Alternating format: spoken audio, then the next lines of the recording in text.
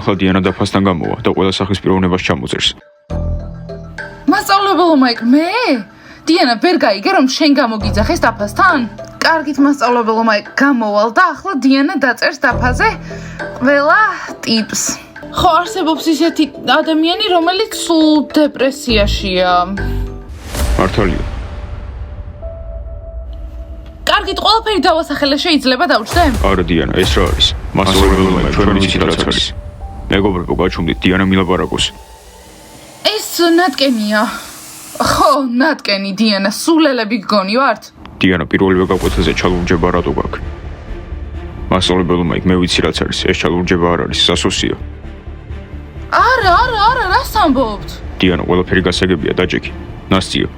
რა მასწავლებელო მაიკ, მე არაფერი არ მაქვს. ნასტია, კარგი. დიანა, არ დაგავიწყდეს რომ ეს სკოლაა და შენ ჩილიდერი ხარ. ყველა მოსწავლის მაგალითი და ასე არ უნდა იქცეოდე. მასწავლებელო მაიკ, დღევანდელი ჩვენი ნიგაკვეთილის თემა დაგავიწყდათ? მასწავლებელო მაიკ, მე არაფერი არ მაქვს. ნასტია, შენს ადგილას ასე არ ვიტყოდი, მოკლედ მაგაქვს და ყველაფერი ჩანს. ნასტია, ლეილა, როგორ მიშლი ნერვებს, არ დაგავიწყდეს ამ ყველაფერზე სტატიის დაწერა. შვენიერი იდეაა, ნასტია, აუცილებლად დავწერ. ბოდიში თქო გვება, მაგრამ გაკვეთილი თქვენთვის დასრულდა, დირექტორთან წადით.